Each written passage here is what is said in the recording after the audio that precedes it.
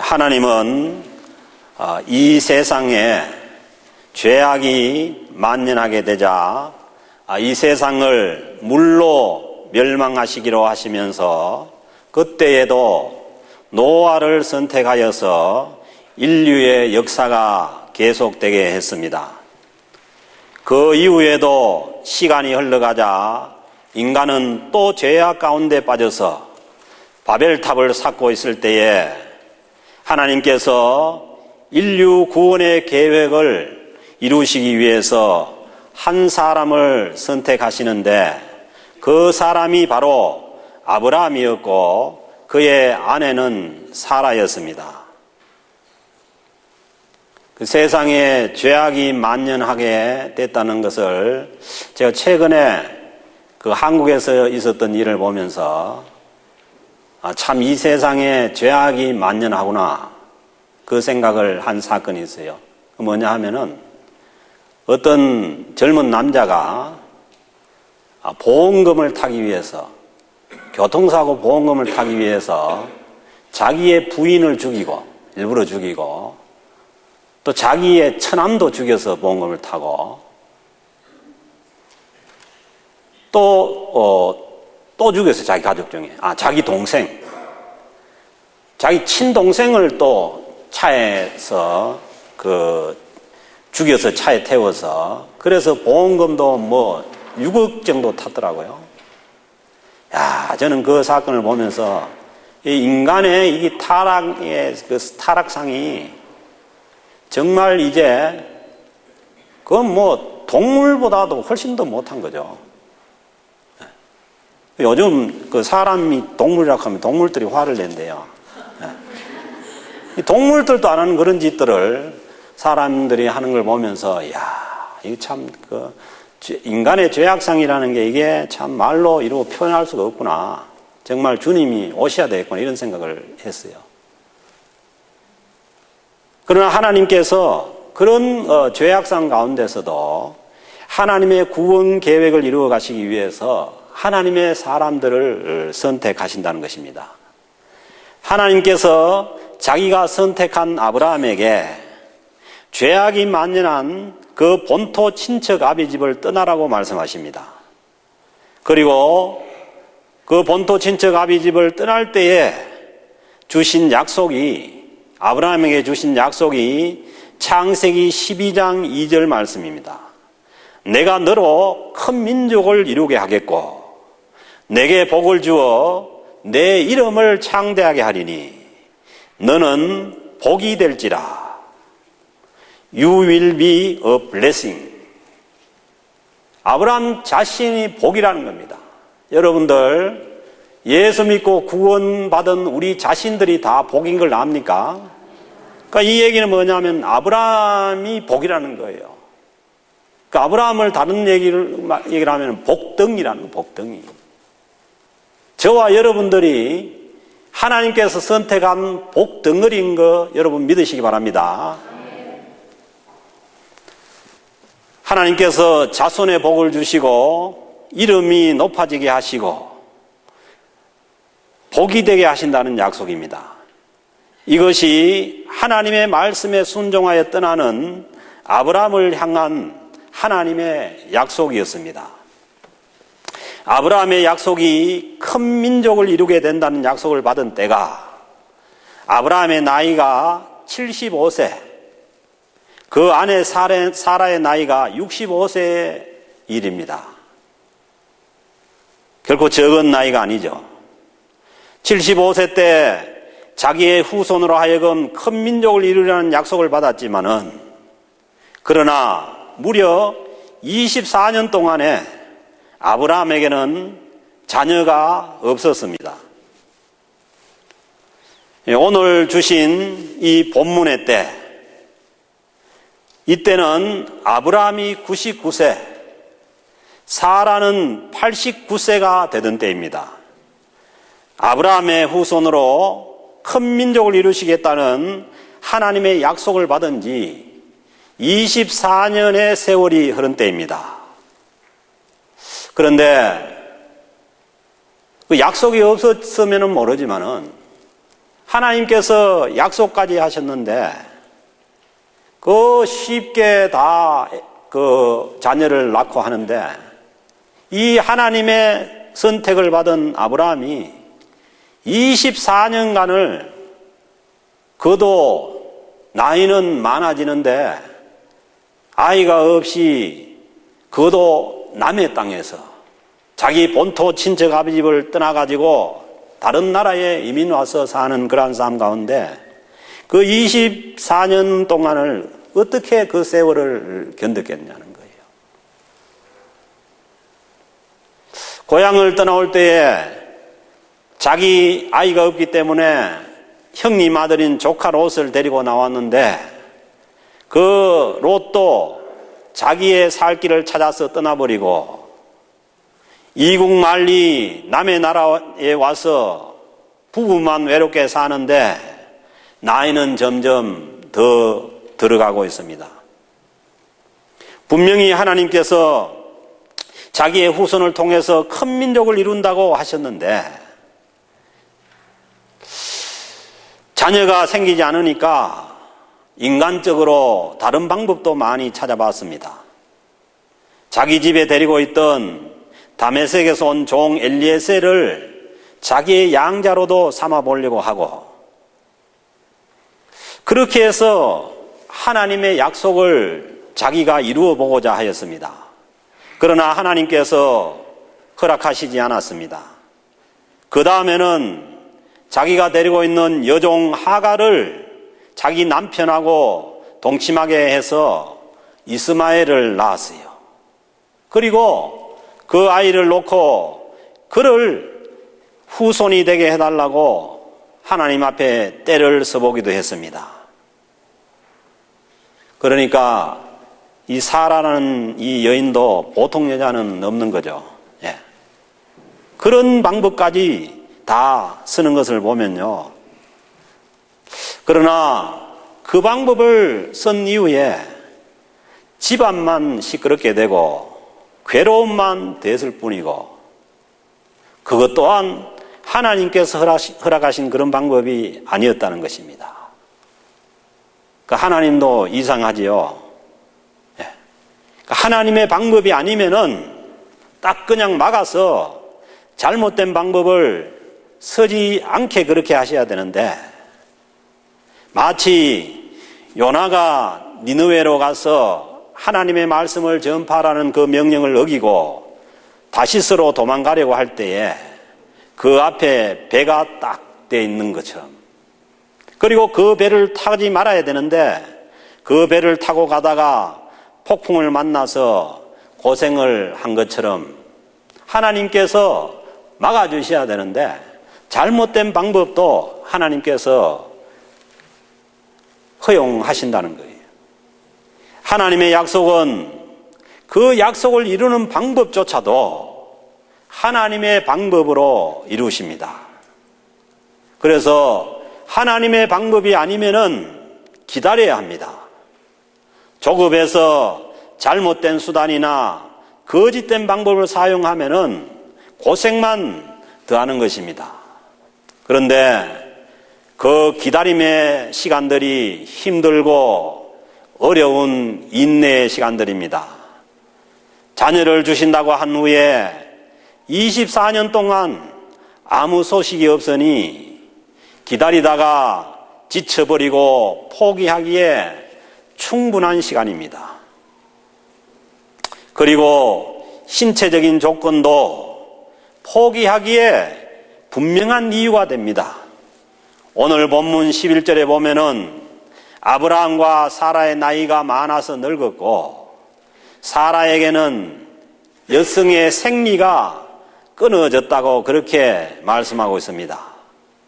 그러니까 세상적인 눈으로 볼 때는 가능성이 제로입니다. 아브라함과 사라가 포기해야 하는 충분한 이유가 됩니다. 그런데 내년 이맘때에 아들이 있겠다고 하는 천사의 말씀입니다. 그런데 이 말을 듣고서 사라가 그냥 웃고 말았어요. 내가 늙었고 내 남편도 늙었는데 내게 무슨 즐거움이 있겠느냐. 12절 말씀입니다. 이 말을 쉽게 바꾸면은 하나님 농담하십니까? 이런 얘기예요. 농담도 어느 정도로 하셔야지. 안 그래도 자식이 없어서 서러운데 지금 생리가 끊어진 나에게 나를 지금 놀리는 겁니까? 아니, 하나님께서 떠나라고 해서 순종해서 고향을 떠나왔고 자식을 준다고 해서 20년 이상 기다렸는데 소식이 없고, 그리고 내가 노력을 안 한 것도 아니고 남편에게 여종까지 주어서 서자까지 낳게 했는데 더 이상 나더러 어떻게 하라는 것인가요? 그렇게 따질 수도 있었을 것입니다. 그런데 사라는 이 모든 것을 그냥 한번 속으로 웃고 넘겼습니다. 사람이 웃는 웃음은 여러 종류가 있습니다. 기뻐서 좋아서 웃는 웃음도 있고, 기대하는 바가 무너져서 웃는 허탈한 웃음도 있습니다. 그리고 말도 안 되는 얘기를 듣고 기가 차서 웃는 웃음도 있습니다. 그리고 남을 기분 나쁘게 하는 비웃음도 있지요. 사라의 웃음은 분명히 기쁘고 좋아서 웃는 웃음이 아니라 허탈한 웃음이나 아니면은 하나님을 비웃는 그런 웃음이었을지도 몰라요. 사랑하는 성도 여러분, 우리가 인생을 살아가다 보면은, 신앙생활을 하다가 보면은 도저히 이해가 안 되는 일들을 많이 만납니다. 그런데 이 이해가 안 되는 일들도 한두 번 만나고 1, 2년 정도 기다릴 때는 원망도 해보고 절망도 해봅니다. 그러나 이런 일들이 수십 번이 있고 시간이 10년이 지나고 20년이 지나다 보면은 기가 차서 할 말도 없고 그저 그냥 속으로나 웃어버리고 지나갈 때가 많습니다. 사람이 신앙인이 이 정도가 되면은 자기 생각은 거의 없어집니다. 그리고 남이 나를 보고 뭐라고 해도 별로 반응을 안 합니다. 거의 자기가 죽어버립니다. 죽은 자가 무슨 반응을 합니까? 혹시 여러분들을 괴롭히는 사람이 있거든 죽어버리면 됩니다. 전쟁에서도 죽은 자는 더 이상 적으로 취급되지 않습니다. 그냥 죽어버리면은 불쌍히 여기고 갖다가 묻어주는 거죠. 그러니까 우리 신앙인들이 이 정도가 돼야 남을 이해할 수도 있고 남의 얘기를 들을 줄도 알고 남의 사정을 헤아릴 줄도 알게 되고 남을 대접할 줄도 알게 됩니다. 오늘 본문 말씀 바로 전에 보면은 아브라함의 집 앞으로 세 사람이 지나가는데 그때 날씨가 너무 더워서 그 사람들을 자기 집으로 들어오게 해서 아브라함이 발을 씻기고 나무 그늘에 쉬어가게 합니다. 집안에 있는 사라에게는 떡을 만들게 하고 송아지까지 잡아서 요리를 해서 극진하게 대접합니다. 그 18장 1절부터 쭉 보면요. 여호와께서 마므레 상수리 나무들이 있는 곳에서 아브라함에게 나타나시니라. 날이 뜨거울 때에 그가 장막문에 앉았다가 눈을 들어 본적 사람 셋이 맞은편에 서 있는지라. 누군지 모르죠.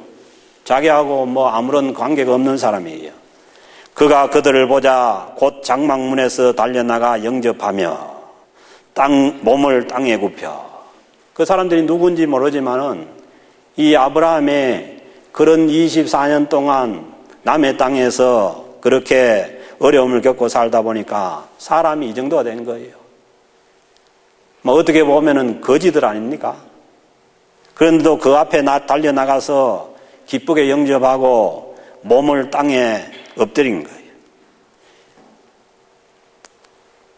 이르되 내 주여 내가 주께 은혜를 입어서 하면 원하건대 종을 떠나가지 마옵시고 물을 조금 가져오게 하사 당신들의 발을 씻기시고 그 지나가는 사람들의 발을 씻길 정도로 이런 인격이 된 거죠. 그리고 나무 아래 씻소서 내가 떡을 조금 가져오려니 당신들의 마음을 상쾌하게 하신 후에 지나가소서. 다른 사람들의 마음을 헤아리는 거죠.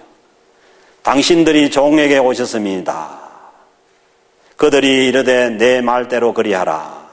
아브라함이 급히 장막으로 가서 사라에게 속히 고운 가루 세 쌀을 가져다가 반죽하여 떡을 만들라 하고. 사라가 만들었겠어요? 안 만들었겠어요? 사라가 보통 여인이 아닌데 그 모르는 사람들을 위해서 가루로 떡 만들어라 하니까 만든다는 거예요.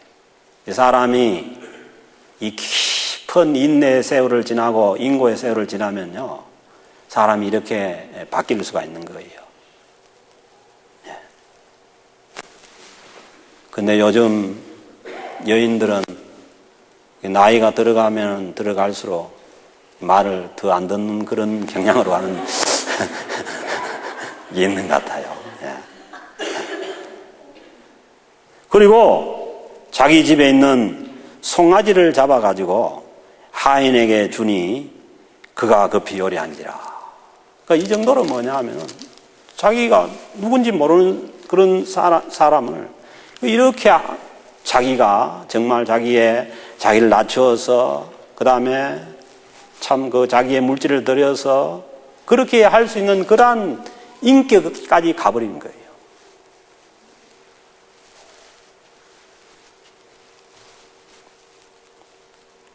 그래서요, 우리가 본토 친척 아비 집을 떠나서 남의 나라에 와서 어려운 세월을 한 20년 이상 이렇게 보내면은 그냥 인격이 신앙의 인격으로 변화되어 가야 됩니다. 그런데 그게 아니고 살기가 어렵고 힘들다 보니까 더 강팍해지고 더 어려워지고 그러면은 우리가 신앙생활을 바로 하는 것이 아닙니다. 그런 인격이 되고 그런 삶이 됐을 때 그때야 하나님께서 약속하신 24년 전의 약속을 기억하게 만들고 그 약속을 이루어 가십니다. 하나님께서는 약속을 이루기 위해서 그 사람의 인격과 그리고 신앙이 성숙되기를 기다리십니다. 아브라함과 사라의 그 신앙 인격을 만드는데 24년이라는 시간과 어렵고 힘든 과정들이 있어야 했습니다.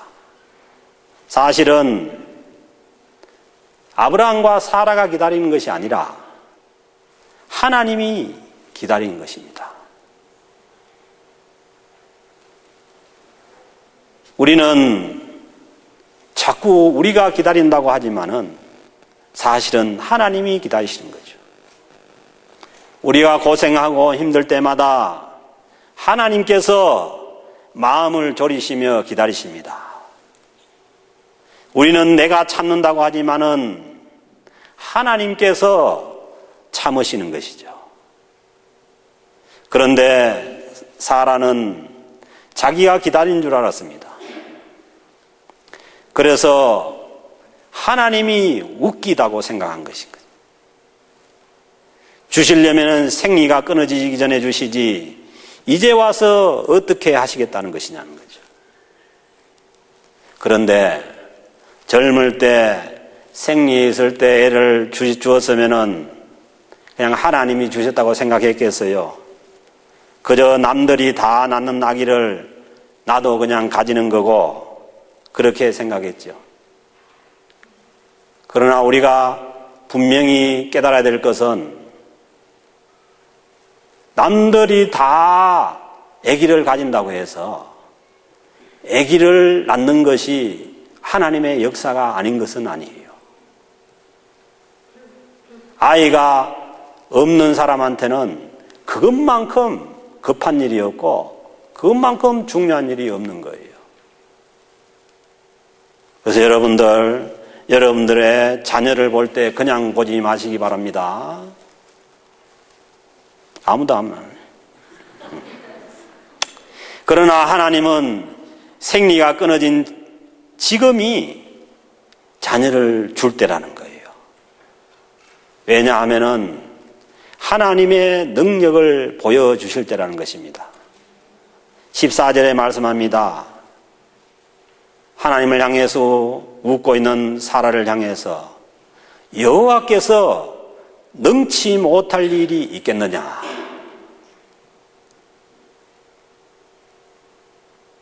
생리가 끊어지고 나이가 많고 그렇지만은 하나님께서 능치 못한 일은 없다는 겁니다. 이 세상의 모든 환경과 조건들이 문제가 아니라는 거예요. 계속해서 내년 이맘때에 사라에게 분명히 아들이 있을 것이라고 말씀하십니다. 네가 정말 웃었느냐? 내가 반드시 아들이 있게 할 것이라고 하나님께서 말씀하십니다. 그래서요, 이 상황을 히브리서 11장에서 이렇게 말씀합니다. 히브리서 기자가 이 상황을 해석하기를 믿음으로 사라 자신도 나이가 많아 단산하였으나, 나이가 많아서 단산하였지만은 잉태할 수 있는 힘을 얻었으니, 어디에서 힘을 얻었느냐? 이는 약속하신 일을 미쁘신 줄 알았습니다. 하나님께서 신실하게 하나님의 약속을 이룰 줄을 알았다는 것입니다. 그러니까 영어 성경으로 보면 이렇죠. He considered him faithful who had made the promise. 약속을 이루는 것을 faithful. 그러니까 여기에 faith라는 믿음의 단어가 사용되는 거예요. 그러니까 믿음이라는 것은 뭐냐 하면은 하나님께서 약속하신 것을 하나님께서 신실하게 이루신다는 것을 믿는 것이 믿음이에요. 결코 적극적인 사고방식이나 아니면 내가 만들어 믿는 게 아니에요. 약속하신 자가 하나님이시기 때문에 그 신실하신 하나님께서 그 약속을 이루어 가신다는 것을 믿는 것이 faith라는 거예요. 믿음이라는 거예요. 그래서 우리가 찬양도 하지 않습니까? 신실하신 하나님. 예. 이러므로 죽은 자와 같은 한 사람으로 말미암아. 사라가 거의 경수도 끊어지고 죽은 자와 같았지만은, 그러나 죽은 자와 같은 그 한 사람으로 말미암아 하늘의 허다한 별과 또 해변의 무수한 모래와 같이 수많은 후손이 생육하였다는 거예요. 그 아브라함의 자손으로 인해서 그 이스라엘 백성이 있게 되었고, 그 이스라엘 백성을 통해서 예수 그리스도가 오게 되셨고, 그 예수 그리스도를 통해서 지금 2000년 동안 얼마나 많은 사람들이 아브라함의 자손이 된지 몰라요. 그걸 어디에서 이루셨느냐? 죽은 자와 같은 한 사람으로 말미암아서, 누구의 능력으로? 신실하신 하나님의 능력으로 이루어 가시는 것이, 그것이 우리가 믿는 하나님이시라는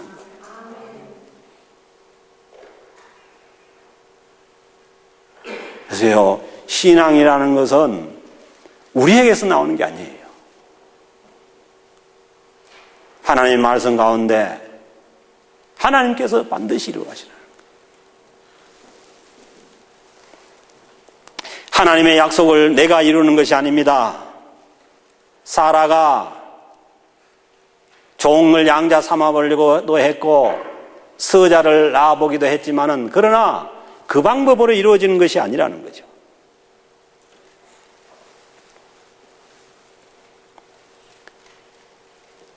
신앙인의 힘은, 신앙의 진정한 힘은 참고 기다리는 힘입니다.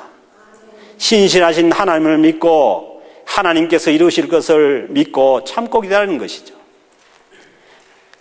기다리다 보면은 나이가 많아지고 경수가 끊어졌고 힘이 없어서 죽음 사랑과 방불하게 되지만은, 그러나 신실하신 하나님께서 하나님의 약속을 반드시 이루어 간다는 것을 믿는 것이 신앙의 힘입니다. 그러므로 우리가 할 일은 내 신앙의 인격을 준비하면서 참고 기다리는 일입니다. 겸손해져서 참 순종을 할 줄 알고, 그리고 참으로 남을 섬길 줄 알고 남을 이해할 줄 아는 그러한 넉넉한 인격을 준비해 가는 일입니다. 그때에 하나님의 약속이 이루어지는 것을 보고 진정으로 웃을 날이 있다는 것입니다. 창세기 21장 5절 말씀 보면요, 아브라함이 그의 아들 이삭이 태어날 때에 백세라. 사라가 이르되 하나님이 나를 웃게 하시니 듣는 자가 다 나와 함께 웃으시리로다. 사랑하는 성도 여러분, 우리가 믿는 신실하신 하나님은 궁극적으로 우리를 웃게 하시는 하나님입니다. 이 땅에서 못 웃으면은 하늘나라에서 반드시 깜짝 놀라서 웃게 하시는 분이 하나님이시죠. 천국 가면 놀란다잖아요. 내 같은 사람이 왜 어떻게 여기 왔는지. 그리고 내가 꼭 온다고 생각하는 사람이 없는 것을 보고 놀라고. 야, 저 인간 저거는 절대 올 사람 아닌데 와 있는 것을 보고 놀라고. 하나님 우리를 놀라게 하시고 어메이징하게 하시고, 그리고 궁극적으로 우리를 웃게 하시는 그 하나님이신 줄로 믿습니다. 하나님의 약속이 성취된 것을 보고 나도 웃고, 오늘 그 사라가 얘기하는 것을 보면은 듣는 자가 다 나와 함께 웃으리로다. 사랑하는 성도 여러분, 우리가 꼭 아브라함과 사라와 같이 그런 고생을 하고서야 웃겠어요? 우리가 하나님의 약속하신 것을 반드시 이루시는 그 신실하신 하나님을 믿는다면은 미리 웃고 살면 됩니다. 우리가 신앙생활을 하다 보면은 신앙생활하는 중간에 정말 이해가 안 가고 참 귀찮은 일이 많고, 그렇지만은 신실한 하나님께서 마지막을 우리에게 웃게 하신다는 것입니다. 그러므로 진정한 신앙인, 행복한 그러한 믿음의 사람들은 그러니까 역경이 오고 힘들 때에 그러니까 유머로 이겨내는 거예요. 웃음으로 이겨내는 거예요. 그 사람들이 정말 고차원적인 그러한 믿음의 삶을 사는 사람들입니다. 역경이 오고 힘들 때에 인상 쓰고 찡그리고 그런 것은 세상 사람들도 똑같아요. 세상 사람들도 좋을 때는 좋고 힘들 때는 힘든 거예요. 그러나 믿음의 사람들은 참 이해가 되지 않고 그런 일이 있을 때도 그냥 웃는 거죠. 그래서 여러분들이 자꾸 목사가 왜 저래 자꾸 쓸데없는 소리를 하나 이렇게 얘기할 때 그때가 저는 힘들 때요. 웃고 넘어가야지.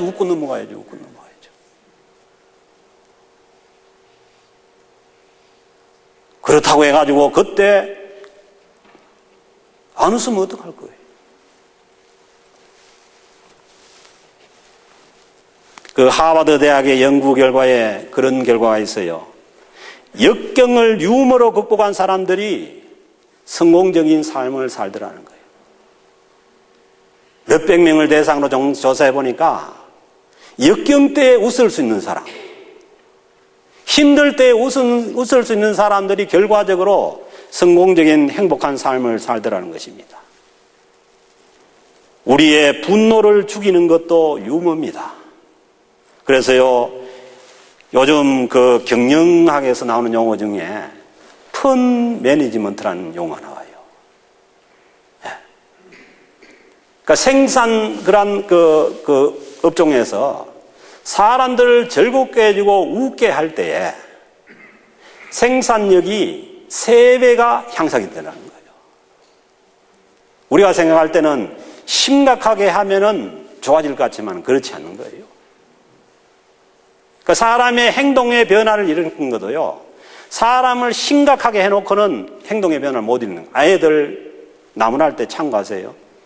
애들을 기분 좋게 해놓고 얘기하면 바뀌는데 애들을 심각하게 몰아놓고 얘기하면 반항심만 생기지 안 바뀐다는 거예요. 그래서 우리는 정말 웃는 것이 필요합니다. 정말 어려울 때도 불평불만 대신에 그냥 속으로 한번 웃고 하나님의 약속이 이루어졌을 때 우리가 크게 웃을 수 있는 그러한 신앙의 인격의 소유자들이 되시기를 주님으로 축복합니다. 그 아브라함의 아들 이삭은 하나님의 이 약속이 성취된 결과입니다. 그래서 그 이름이 아이작, 그 뜻이 뭐냐면 웃는 자라는 뜻이에요.